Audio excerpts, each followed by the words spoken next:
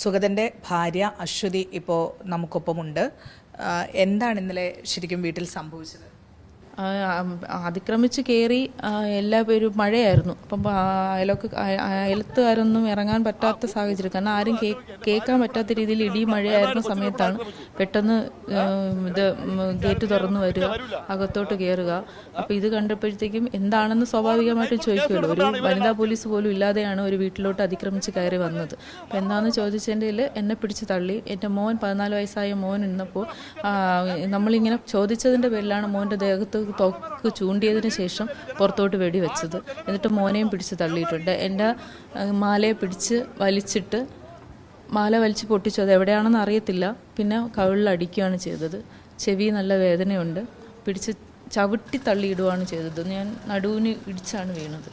ഇടിച്ച് വീഴുകയാണ്. എന്നിട്ട് എൻ്റെ ഭർത്താവിന് യാതൊരു പ്രകോപനവും ഇല്ലാതെയാണ് അദ്ദേഹത്തിൻ്റെ ഭാഗത്തുനിന്ന് യാതൊരുവിധ പ്രകോപനവും ഉണ്ടായിട്ടില്ല. ഇതിപ്പോൾ വെള്ളയക്കടവിൽ നടന്ന ഒരു ദിക്കുബലിയുമായിട്ട് നടന്ന ഒരു പ്രശ്നമാണ്.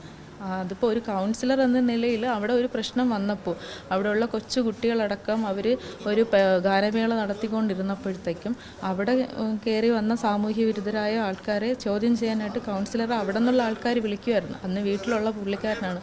അന്ന് അവിടെ നിന്ന് ആൾക്കാർ വിളിച്ചു. ആദ്യത്തെ പ്രാവശ്യം വിളിച്ചപ്പോഴത്തേക്കും അത് പോലീസ് സ്റ്റേഷനുമായിട്ട് ബന്ധപ്പെട്ടു. സാർ ഇങ്ങനെ ഒരു പ്രശ്നം നടക്കുകയാണ്, സാർ അവിടെ എത്തണം എന്ന് പറഞ്ഞു. അന്ന് ആകെ 2 പോലീസുകാരാണ് അവിടെ ഇത്രയും വലിയ പ്രശ്നം നടന്നിടത്ത് എത്തിയത്. പോലീസ് പറയുന്നത് സുഗതനും സഹോദരനും ചേർന്ന് പോലീസുകാരെ ആക്രമിച്ചു എന്നായിരിക്കുന്നു അവർ പറയുന്നത്. പക്ഷെ ഞാനും എൻ്റെ 2 മക്കളും ഹസ്ബൻഡും മാത്രമേ ഉള്ളപ്പോൾ നമ്മൾ ഈ 4 പേര്, 2 കൊച്ചു പിള്ളേർ, 14 വയസ്സും 8 വയസ്സുമായ എൻ്റെ 2 കൊച്ചു പിള്ളേരും കൂടി ചേർന്ന് എങ്ങനെയാണ് ഈ 2 വണ്ടി നിറച്ച് വരുന്ന പോലീസ് വീട്ടിലുണ്ടായിരുന്നത്?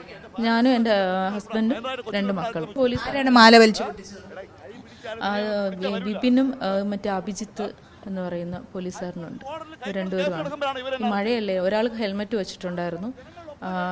ഓടി വന്ന് വലിച്ചിങ്ങനെ എൻ്റെ കോളറിൽ ഇങ്ങനെ പിടിക്കുമായിരുന്നു ഡ്രസ്സിൽ. അപ്പോൾ മാലയോടുകൂടി വലിച്ചു പൊട്ടിച്ചിട്ട് ഇവിടെ അടിക്കുമായിരുന്നു. മാറി നിൽക്കാൻ പറഞ്ഞിട്ട് അടിക്കുമായിരുന്നു.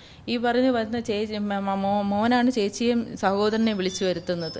ചേച്ചിയും പിടിച്ച് തള്ളുമായിരുന്നു. ചേച്ചി ചോദിച്ചു, ഇങ്ങനെ ഉപദ്രവിക്കേണ്ട കാര്യമില്ല, നമ്മൾ എന്താണ് കാര്യമെന്ന് പറഞ്ഞാൽ സാറ് നമ്മൾ ചെയ്യാമെന്ന് പറഞ്ഞപ്പോഴത്തേക്കും ചേച്ചിയെ പിടിച്ച് തള്ളി ഉപദ്രവിക്കുമായിരുന്നു. ക്യാമറാമാൻ സജിത് നെടുമങ്ങാടിനൊപ്പം ജസ്റ്റിന തോമസ്, മനോരമ ന്യൂസ്.